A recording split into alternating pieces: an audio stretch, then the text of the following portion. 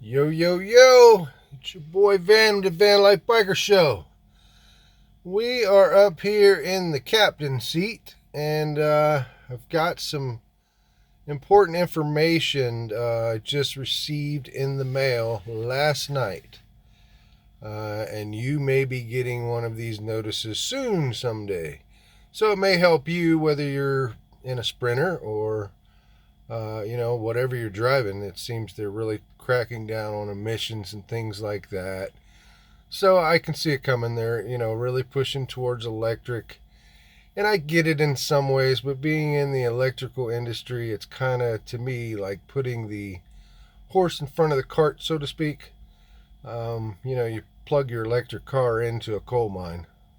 That just doesn't make any sense to me in so many ways. So, let's get the solar going. Half this entire country should be filled with solar 20 years ago, in my opinion, when it was invented. Or we wouldn't be in this situation to begin with. But, we got enough to gripe about. This is just to educate you guys and forewarn you and to kind of educate you in some ways. If it can, hopefully this video helps. So to clear some of this stuff up, this is what I got in the mail just yesterday. So it is coming your way if you're in a Sprinter for sure. I believe I want to say probably the diesels. From my research, it was mainly pointed at the 2004 and mainly pointed at the Mercedes-Benz. So I wanted to clear this up and show you the actual document that I received in the mail. As you can see there, I have a 2006 and it is a Dodge. So this is the T21 recall. And it's an emissions recall, according to what they're saying here. And, typical recall, even as old as this van is, I'm really surprised that they would even have a recall on it. But, it's emissions related, so I think that's kind of a given. But, I wanted to clear up, it does happen to other years. I believe it was 2004, maybe 3. I want to say 4, though. 4 to 2006. So it would be the 4, 5, and 6, 3 years. And then 7, they went to a different motor because we're having some emission issues and things, which even happened again this past year, which is why you're going to see a lot more Fords and things like that on the market that kind of held them up on emissions and things in the current year. And honestly, I think they made some last minute adjustments to compensate for that. And I've watched some reviews on these brand new ones, and I've heard people even say that they're dangerous in a lot of ways. You step on the pedal and they won't even move for a couple seconds, and even seen it and heard the person stomp it on the floor. So I don't know. You got to compromise. Emissions for safety. I mean, when you're putting your life and your family's life in jeopardy, I think we've went a little bit too far. But once again, that's my opinion. But I would think most would agree with me on that part. So I wanted to clear up, the 06 is a thing. So if you have a Mercedes and a Dodge, you can see right here on the steering wheel even, you're probably going to receive one of these. If you haven't already, might be why you're, searching this. I done a little research, and some were saying that maybe I don't want to say maybe, but I want to say maybe, but these people were saying that it has nothing to do with any upgrade whatsoever. Who knows, that you can't believe anything you read or even research these days. Where we are in the world. But I did look into this one blog that said something about, like, back on the Volkswagen TDI Jetta, the diesel Jettas, they went through their little issues with emissions and ended up getting busted. So these people were saying that it was doing nothing at all to the van besides erasing history with the software to avoid maybe those fines. Maybe there's some truth to that, maybe there's not. I don't know. But it does get your wheels turning, possibly. I mean, they're both European vehicles, European motors. This is a Mercedes motor in this Dodge van. Freightliner made the same deal with Mercedes-Benz as well. So you'll see some Freightliners and things like, so the same motor chain. I've said this in previous videos. But another one, I believe, I can't remember his name, and I'd love to give him a shout out. It was like the Million Mile Sprinter. I want to say maybe like .com, but he had a YouTube video as well, and he went over this. And he says, and if the guy's driven multiple, it seemed, Mercedes motors, sprinters like this for millions of miles, and he has a website, it's .com, and I never did dig too far into that, but I did, on his video, he went into it more in detail with the, what do they call it, the ECU. I'm not a car mechanic, guys, but I do get by. But as far as the terminology and all that stuff, all these letters, and I believe it's engine control unit or computer unit or something like that. But basically, it's the computer of the motor. And I do know if you go to get this recall done, and it isn't a must, so I must express that I did research into that for now anyway. Anything can change tomorrow. But it isn't a must, and I would highly recommend, if you're going to do it for sure, make sure that you get the agreement with the dealer that you take it to that they are going to replace the instrument cluster, which is all of your lights and all that mumbo jumbo in the dash. Because I guess once they do this reset in the software on the computer, what it does is it messes with the instrument cluster in your dash. So that's a little messed up ordeal. You're going in and thinking you're doing the right thing, and now your lights are all messed up in your dash. So, and according to some other research, the instrument clusters can't be had right now. They're completely out of stock. And as we know, Ford and I believe Chevy, Toyota, I want to say I've even heard lots of them are just waiting on control sensors or, whatever sensors they're looking for, sensors. They've got brand new cars, guys. I mean, I don't know if you've heard about this, but brand spanking new cars just parked in parking lots, just sitting, and they can't sell them because they're short sensors, because imports and exports and things are just so messed up today. So, millions and millions and millions of dollars worth of cars, and they can't even sell them. So there's a huge shortage on vehicles right now.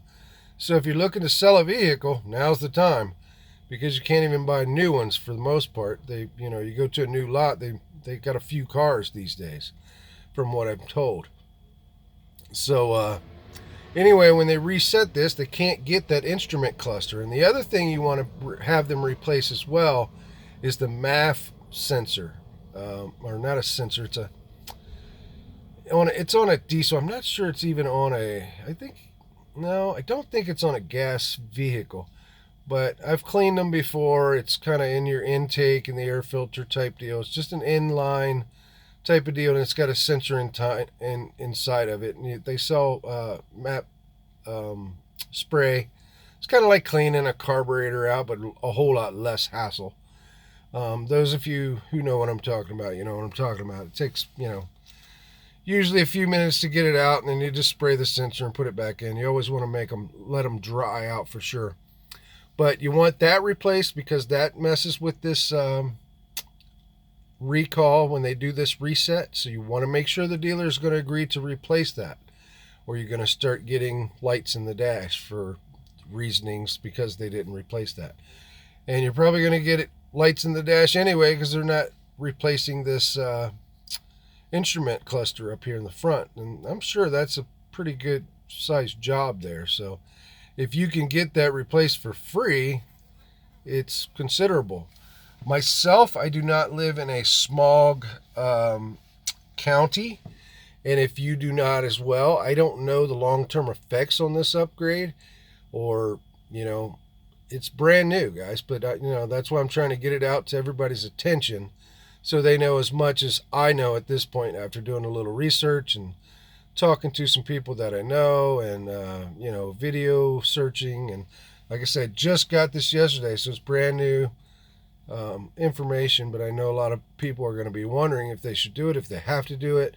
Does my van apply? My year, my make, my you know, on and on. So you know, that's what I want to do with this video. But this other guy, the Million Mile Spinner guy, he says also what it resets also is a big problem that Sprinter has had over the years. And a lot of people sell their Sprinters for this problem, evidently.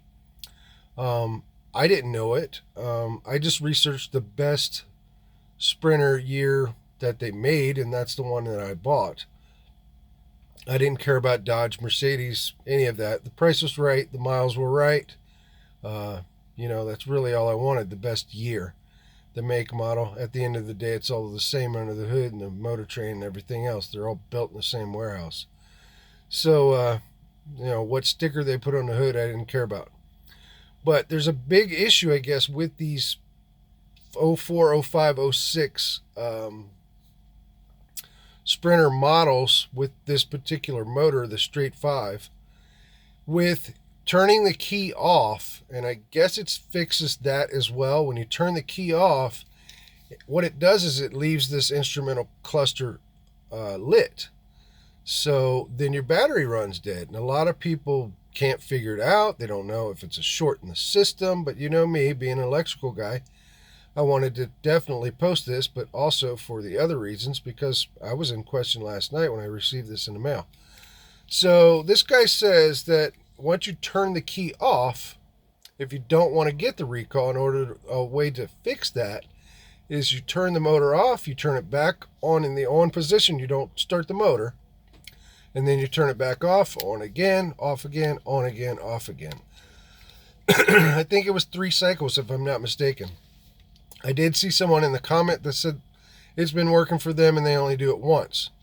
Well, I can tell you, I haven't driven this van, I'm going to say honestly, probably 300-400 miles, maybe 5 tops. You guys know I bought this thing. It's set for 6 months while I come up with a great design. I did take it and get wheels put on it and tires, and probably went to the grocery store a few times in it, and that's been about it. So I can't believe people can't figure out how to make those lights go out, because it was obvious to me, but this is just one of those things. That's why you always need a second set of eyes. But evidently this is a huge problem, and it surprised me because I noticed it really like the first or second time I drove it. Like I say, I probably haven't even driven this thing 6 times.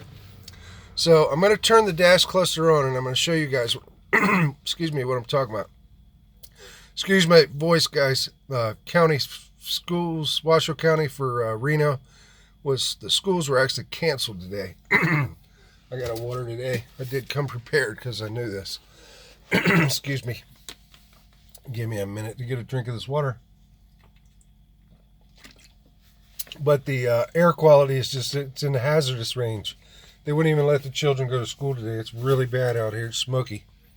So I'm going to start this up here. This hasn't been started in probably a year as well. But I just want to forewarning. I know the gas light's going to come on because I've tried to run it down as much as I can because I need to drop the fuel tank to get the diesel heater line into the tank, because I don't want to mount a separate tank. And I also have a check engine light on, which I am fully aware of. When I bought the van, like I say, been doing the van build, so mechanics I haven't worried about, but we ran the code. I know exactly what it is. Just going to take a day to get under the hood and fixing it. Already even have the part. So what happens is you take the key out and that instrument cluster stays on.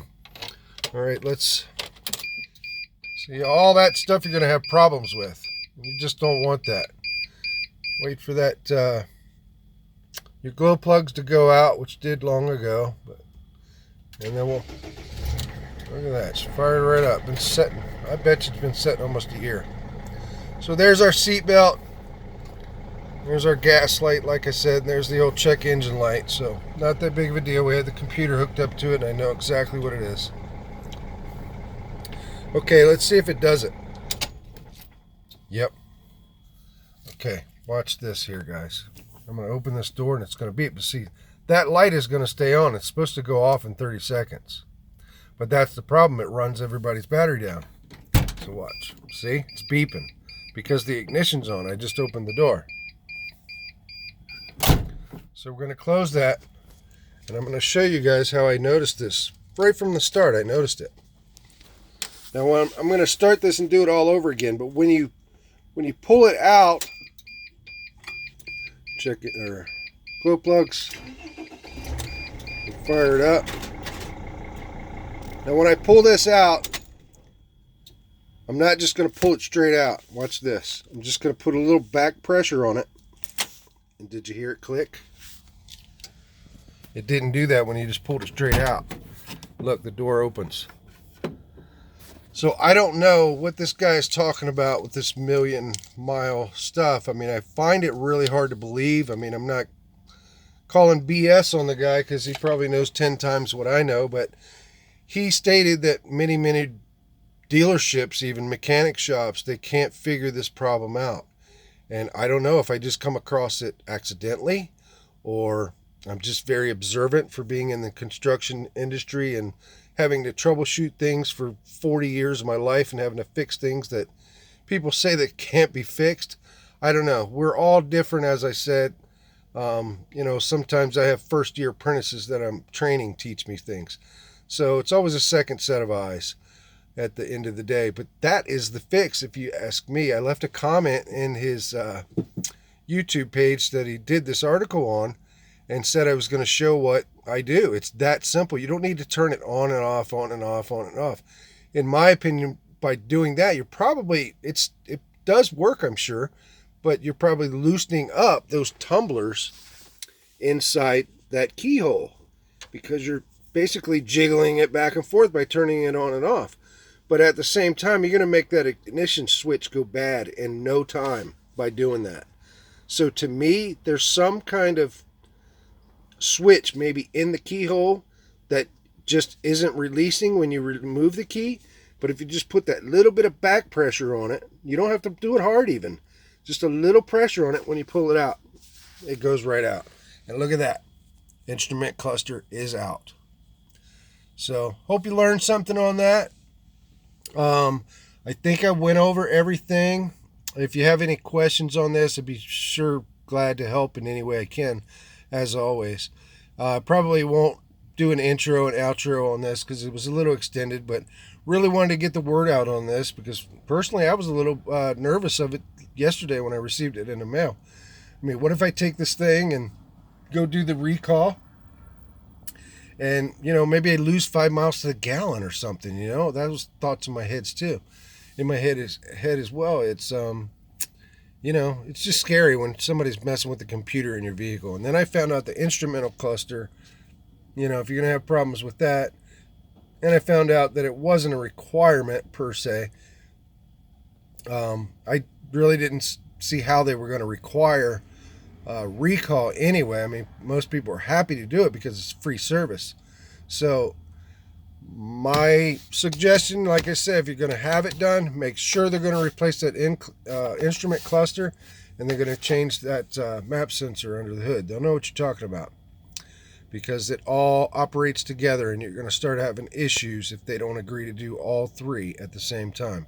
But as far as I know, they don't have any instrument clusters. So you don't really have a choice right now or you're looking for problems. So that's Van's intake on all this mess. And take it for what it's worth. We'll catch you on the next one. Hopefully we get out of this smoke soon. Peace out, guys. Love you all.